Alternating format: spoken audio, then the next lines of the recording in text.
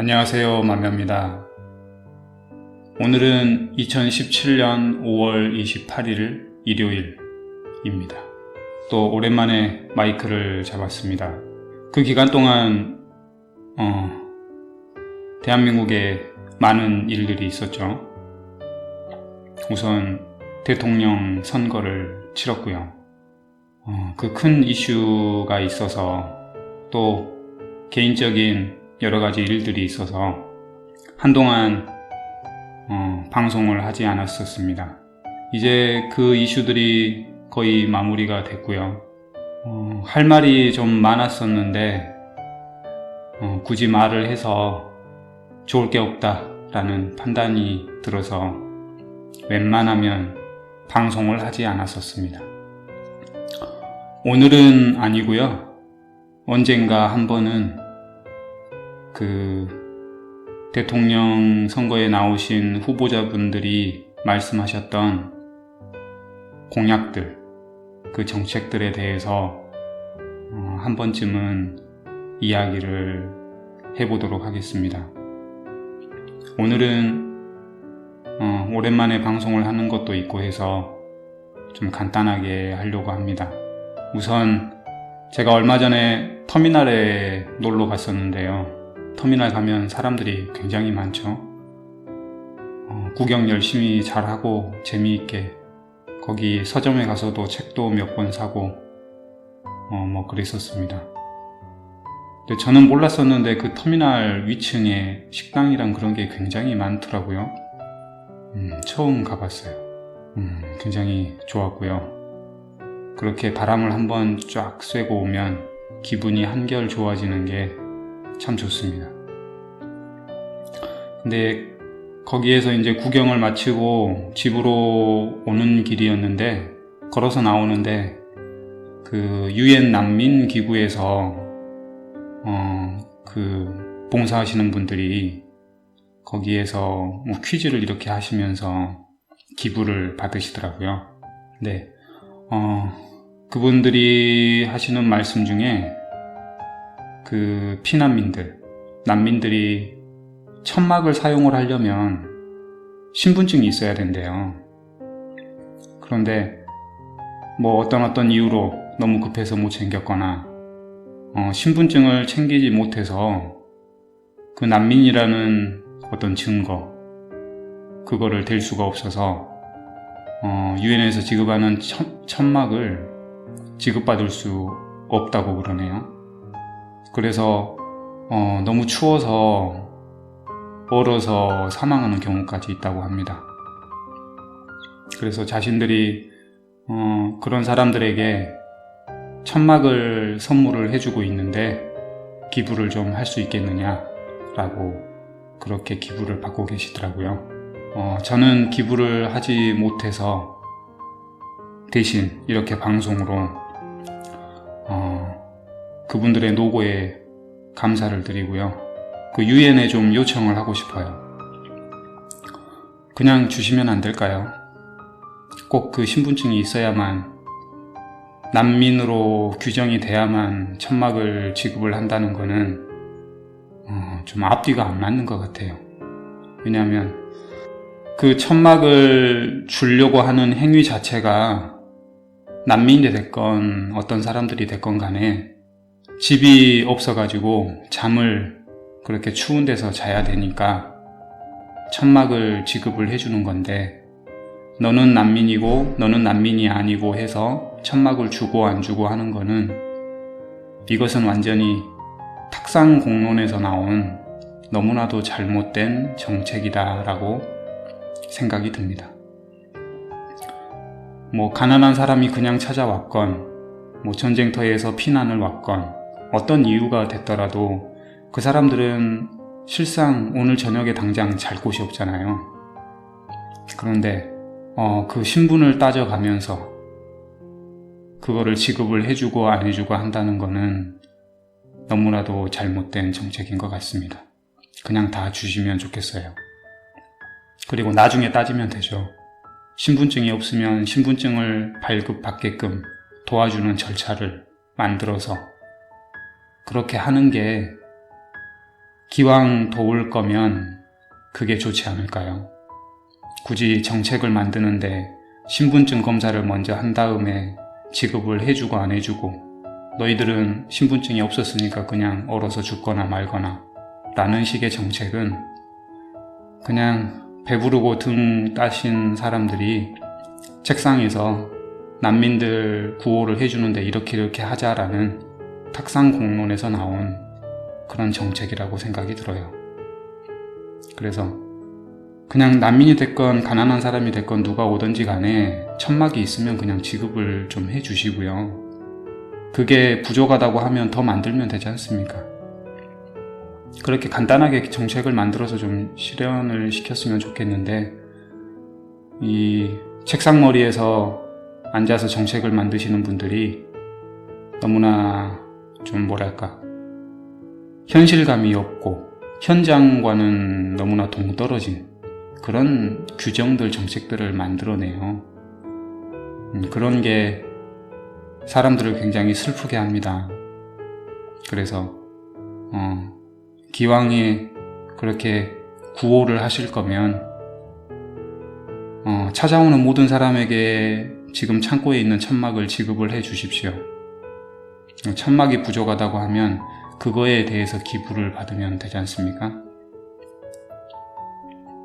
그렇게 꼭 해주셨으면 좋겠습니다. 그래서 신분증이 없다는 이유로 천막을 지급받지 못해서 얼어서 죽는 그런 불쌍한 사람들이 없도록 꼭 그렇게 오늘 당장부터 바꿔주셨으면 정말 좋겠습니다. 탁상공론 얘기가 나와서요, 한 가지만 더 이야기를 해보도록 하겠습니다. 이것은 국내에서 나온 정책 중에 한 가지인데 지금 실행이 되고 있어요. 그리고 제가 겪었던 문제 중에 한 가지입니다. 그 정책을 만드시는 분들이 어느 정도로 현장감이 없고 현실에서 동떨어진 정책을 만드는지 한번 말을 해볼 테니 잘 들어보시고요, 생각들을 해주셨으면 좋겠어요. 얼마 전에 제가 은행을 갔어요. 은행을 가서 제가 사용하는 체크카드를 가지고 후불 교통카드 기능이 나왔다고 그래서 너무나 기쁜 마음에 이제는 카드를 따로따로 들고 다니지 않아도 되는구나 라는 생각으로 발급을 받으러 갔습니다. 그래서 기존에 있던 체크카드를 해지를 하고 새로 발급을 받는데 거기에서 이제 문제가 발생이 됐어요. 그 후불 교통카드를 사용할 수 있는 기준이 아마도 신용카드 발급 기준하고 같은 기준인 것 같아요.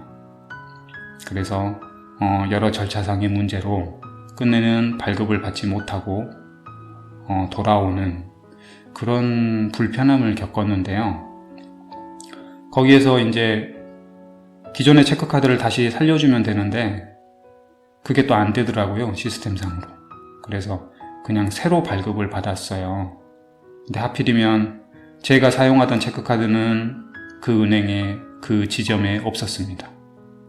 그래서 전혀 다른 체크카드를 발급을 받았고 기존에 사용하던 것과 똑같은 체크카드를 며칠 후에 우편으로 받았어요. 그러니까 새로운 교통카드 기능이 있는 체크카드를 발급받기 위해서 기존의 것을 해지를 했다가 그게 안 되니까 연이어서 2번을 새로 발급을 받은 거죠. 그런 시스템상의 문제를 지적하고자 하는 건 아니고요. 뭐 그럴 수도 있지 않겠습니까? 그걸 이제 부드럽게 만들어 주시면 더 좋긴 한데 그게 문제점이 아니고, 제가 말하고자 하는 거는 교통카드 기능을 체크카드에 추가를 할 거면요, 체크카드 발급 기준만 되면 그게 돼야 되지 않겠습니까? 신용카드에는 이미 교통카드 기능이 많이 들어가 있죠. 그래서 굳이 그 신용카드와 같은 기능을 체크카드에 삽입을 하면서 이렇게 불편한 점을 만들 필요가 없잖아요. 체크카드라는 거는 예전에는 직불카드라고 그랬었습니다. 그래서 통장 잔고가 남아있는 만큼 사용을 할 수 있고, 그 카드를 승인을 받게 되면 바로 통장에서 인출이 되고, 또 승인이 잘못됐을 때 승인 취소를 하면 바로 또 통장에 입금이 되는, 그렇게 아주 편리한 시스템으로 돼 있다는 것을 알고 있습니다. 그런데 교통카드도 그렇게 만들면 되지 않습니까? 교통카드 그 단말기에 체크카드를 대면 바로 통장에서 인출이 되고, 제가 알기로는 지금 우리가 사용하고 있는 교통카드도 취소는 안 되는 걸로 알고 있어요. 이렇게 한번 딱 결제가 되면은 그걸로 끝이더라고요. 근데 그것도 됐으면 좋겠는데, 일단은 기존의 교통카드 기능하고 그냥 같게끔만 그렇게만 만들어졌어도 전혀 불편할 일이 없지 않습니까? 근데 왜 이렇게 만드셨어요? 누가 이 정책을 만들었는지는 모르겠지만 이런 게 바로 현실과는 전혀 동떨어진, 현장감이 전혀 없는 탁상공론이라고 생각을 하고 있습니다. 저는 여러 가지 생각을 해보다가 이런 생각이 들었어요. 교통카드 기능을 사용하기 위해서 일부러 신용카드를 발급받으시는 분들이 굉장히 많다고 생각이 들거든요. 그냥 단지 교통카드만 이용하기 위해서. 그래서 체크카드에 교통카드 기능을 그렇게 넣어주면 신용카드의 발급이 줄어들지 않을까 라는 그런 우려를 하는 사람들에 의한, 그런 사람들을 위해서 정책이 그렇게 되지 않았겠냐 라는 생각을 해봤었습니다. 합리적으로 생각을 했을 때요, 제가 만약에 그 정책을 만들었다고 하면 제가 방금 말했듯이 그렇게 만들었을 겁니다. 체크카드 발급 기준만 되면 그냥 교통카드 하면 되죠. 굳이 후불 교통카드라고 해가지고 지금 현재 신용카드하고 나와 있는 똑같은 조건으로 만들 필요가 뭐가 있겠습니까? 이렇게 책상머리에 앉아서 그 사람들의 기준으로 정책을 만들지 않았으면 좋겠고요. 지금 대한민국에는 그런 정책들로 넘쳐납니다. 너무나 불합리하고요. 이거 도저히 이해가 안 되는 그런 정책들이 너무나 많아요. 그래서 이런 것들에 대해서 건의를 하면 어떤 대답이 오는 줄 아십니까? 그냥 현재 시행령이라든지 조례를 그냥 읊어줘요. 여기에 이렇게 돼 있습니다. 그걸로 끝이에요. 어떻게 하겠습니다도 없습니다. 그냥 이렇게 돼 있으니까 여기에 맞춰서 살아라, 이런 식이죠. 새로운 대통령도 당선이 되셨고 또 새로운 정부가 출범을 했으니까요, 이렇게 탁상공론으로 만들어진 그 현장감이 전혀 없고 사용자를 너무 불편하게 만드는 이런 정책들을 전부 다 사용자 위주로 다 바꿔주셨으면 좋겠어요. 아마 제가 몇 년 동안 건의를 했던 것만 제대로 바꾸더라도 그런 마인드로 정책을 수정을 하고 정책을 만들면 굉장히 살기가 편할 것 같습니다. 그래서 정책을 그렇게 실현하신 분들도 민원을 넣게 되면요, 좀 이런 식의 답변이 왔으면 좋겠어요. 기존에 있던 방식이 이러이러한 방식입니다 라는 설명을 해주시는 거는 해주시는 거고요. 합리적으로 생각을 해봤을 때 민원인의 그 건의가 더 옳은 것 같습니다. 그거에 대해서 상부에 건의를 하겠습니다.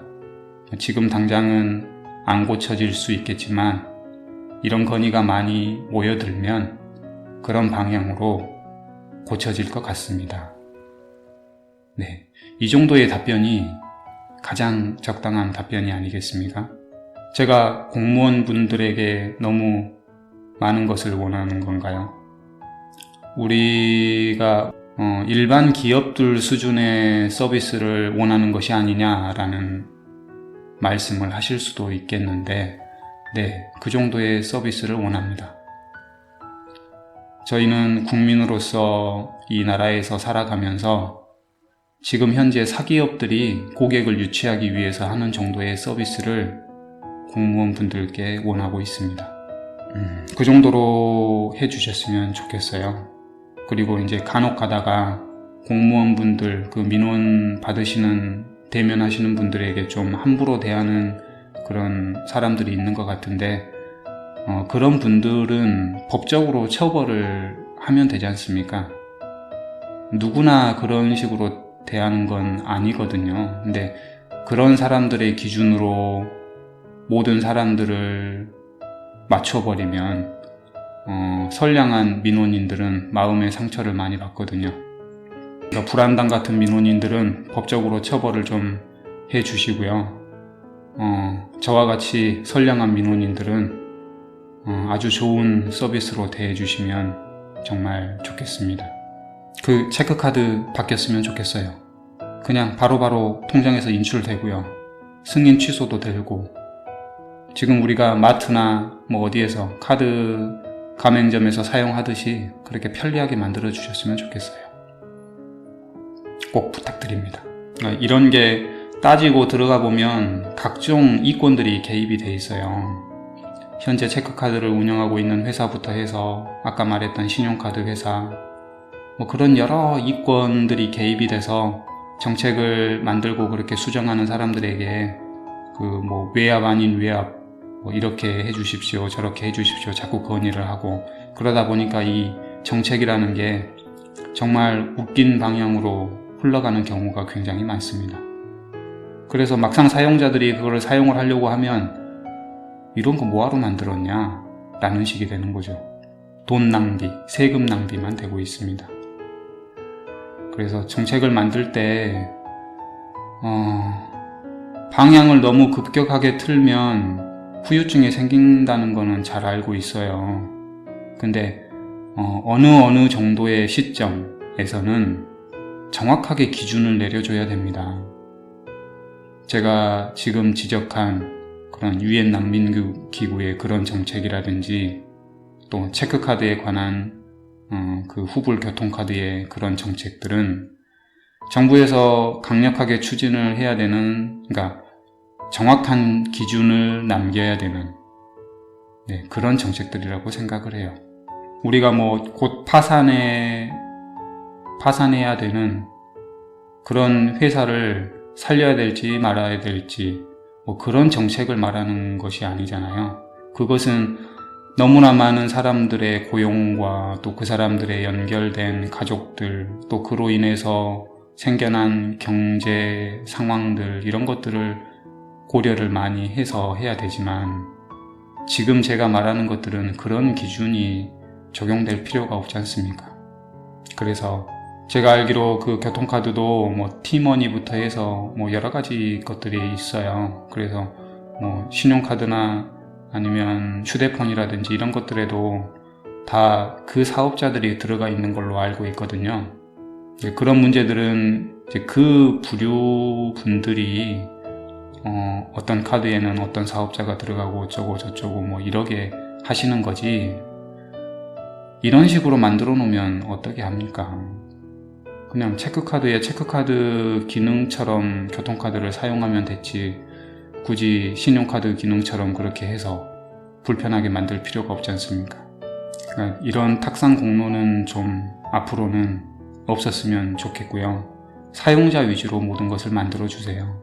사용자들이 사용하기에 어떨까? 그리고 만들어 놓고 나서도 사용자처럼 사용을 해보고 그거에 대해서 피드백을 계속해서 계속 다듬어 가야 되지 않겠습니까?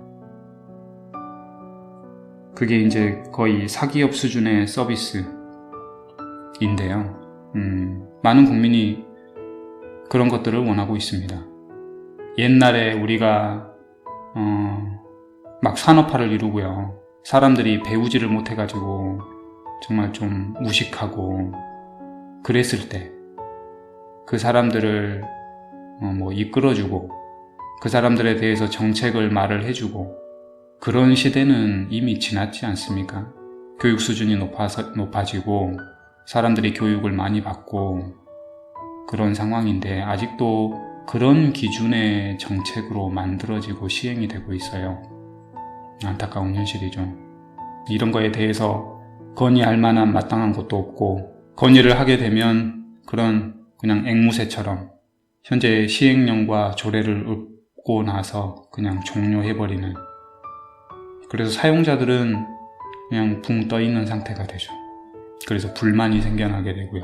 그래서 불신을 하게 되지 않겠습니까?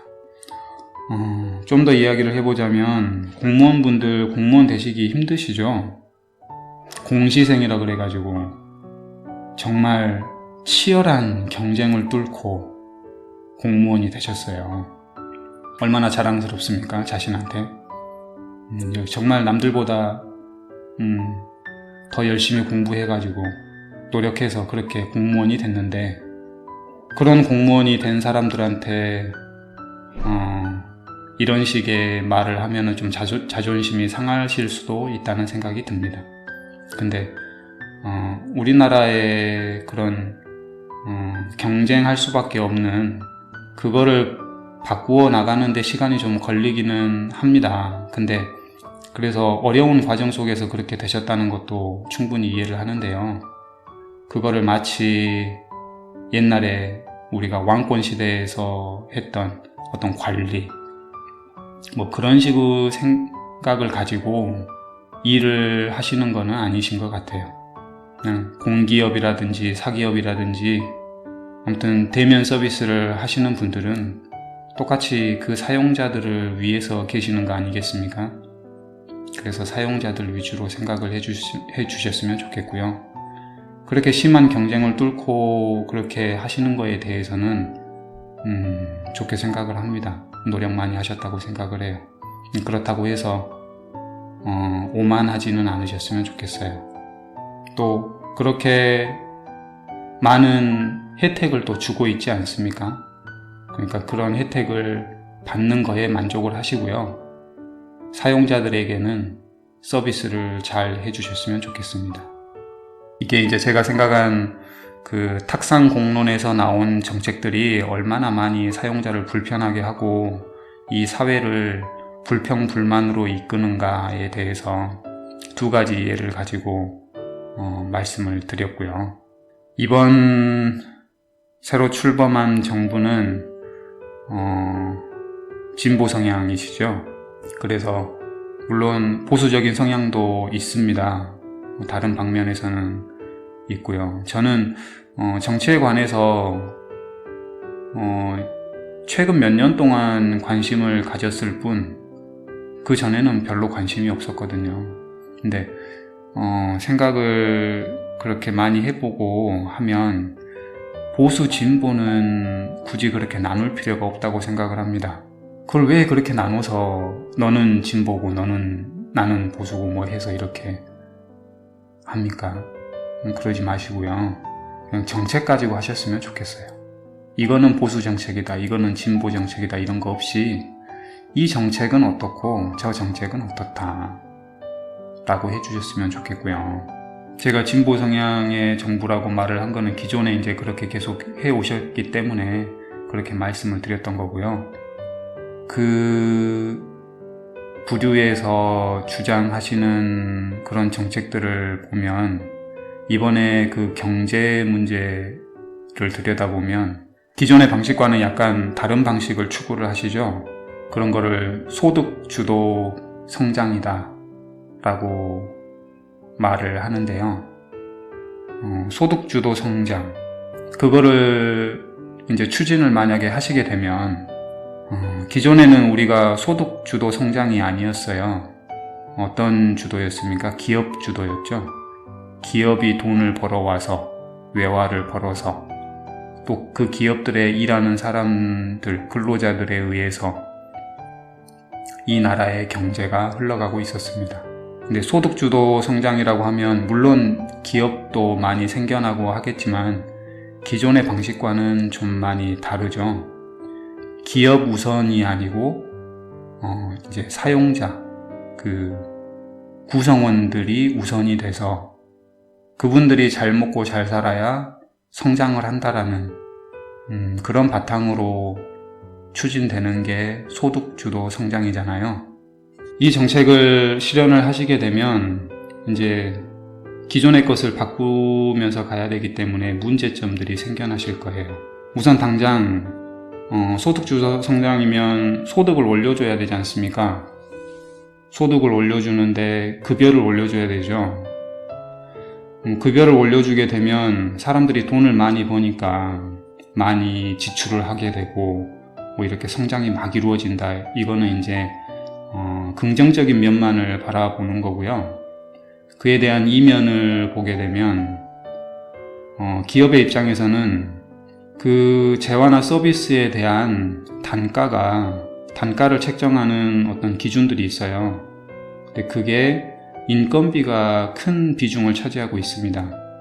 그러면 구성원들의 소득을 올려주고 급여를 올려주면 당연히 단가가 올라가게 되겠죠.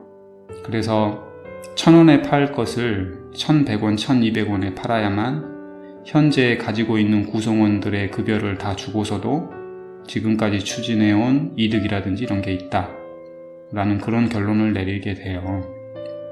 그러면 물가가 오르게 됩니다. 물가가 한 군데서 오르기 시작하면 이제 그게 파도처럼 계속 커지죠. 사회 전반으로 물가가 계속 상승하게 됩니다. 그 물가를 잡을 수 있는 것을 생각을 많이 하셔야 돼요. 예전에 제가 SNS에 잠깐 쓴 적이 있는데 소득주도 성장을 하실 때 인플레이션이라든지 이런 물가를 잡아야 되는데 그 재화의 단가를 이렇게 책정하는 기준들을 면밀히 관찰을 하셔가지고 국가에서 주도적으로 할 수 있는 것들이 있습니다. 그게 가장 기본이 되는 게 수도, 전기, 가스입니다. 그 세 가지 가지고 공장들이 다 돌아가요. 그리고 사람들이 다 사용을 하고 있죠. 그 가장 기본이 되는 전기, 가스, 수도를 일단은 확실하게 잡으셔야 되고요. 그 다음에 인건비에 대해서도 인건비를 올려주되 그거에 대한 재화나 서비스의 단가 책정에 대해서도 관여를 조금 해야 됩니다. 인건비 10% 올려주고 단가는 뭐 50% 올려버리고 하면 이거는 정말 힘들게 되는 거거든요. 물론 그런 장치가 있겠다라는 생각이 들기는 해도 노파심의 이야기를 하는 겁니다.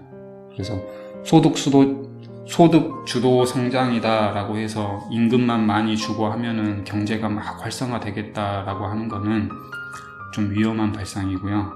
반드시 물가를 잘 잡아야 됩니다. 그래야만 기존에 뭐 소득이 30% 늘었는데도 내 생활은 왜 안 피지? 하는 이런 경우가 없게 되죠. 물가가 계속 오르면 아무리 소득이 많아져도 소용이 없지 않습니까? 물가가 올라버리는데. 그래서 사용자가 실질적으로 소득도 올랐고 내 생활도 굉장히 업그레이드가 됐다라고 느끼려면 내 소득은 오르고 물가는 비슷하게 있어야 됩니다. 그래야 뭐 나머지 소득 가지고 여행도 다니고 그 우리가 추구하고자 하는 그 소득 주도 성장에서 정말 추구하고자 하는 3차 산업, 4차 산업 이런 것들이 막 발전이 돼서 그쪽에 인프라가 늘어나서 제가 일전에 말했던 그냥 한 가지만 잘해도 아주 풍족하게 먹고 살 수 있는 그런 여건을 마련할 수가 있습니다. 기존에 우리가 기업 주도 성장으로 성장을 해왔기 때문에 이게 바뀌는 과정에서 약간 힘들 수도 있어요.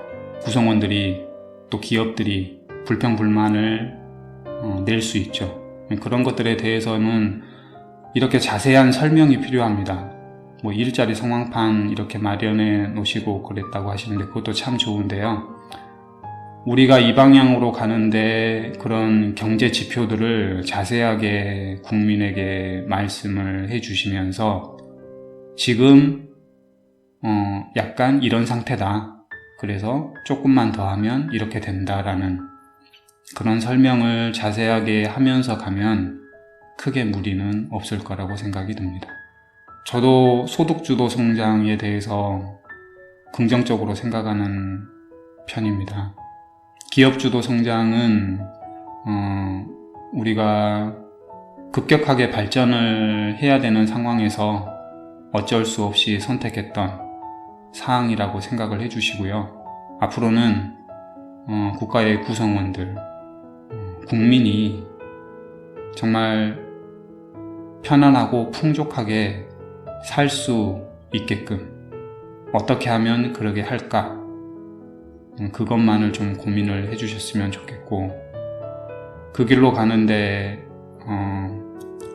걸림돌이 있다면 그런 것들을 잘 해결을 하는 게 정부가 아니겠습니까? 국민은 자세한 설명만 있다면 충분히 다 이해를 해요. 그러니까 감추지 말고요. 그냥 설명해 주시면 됩니다. 우리가 이번에 촛불이라든지 이런 거를 경험을 해봤지 않습니까? 그 힘이 얼마나 대단한지를. 그러니까 예전에는 이런 것들도 있었을 거예요. 보안상, 안보상, 그런 것들 때문에 잘 밝히지도 않고 뭔가를 자꾸 숨기고 막 그러는데요. 그냥 다 말해 주셔도 됩니다. 다 말해 주셔도 되고요. 그렇게 약하지 않아요, 국민이. 좀 함께 하려는 그런 정신이 좀 강해야만 되겠죠. 그리고 자신의 잘못일지라도 그거를 좀 드러내놓고 할 수 있는 그런 정신도 좀 있어야 되고요. 전후 좌우가 어떻다라고 설명만 잘 되고, 또 그런 길을 감에 있어서 이렇게 잘 해보려고 한다라는 그런 믿음만 있으면 만사형통이 아니겠습니까? 국민은 그런 걸 원합니다.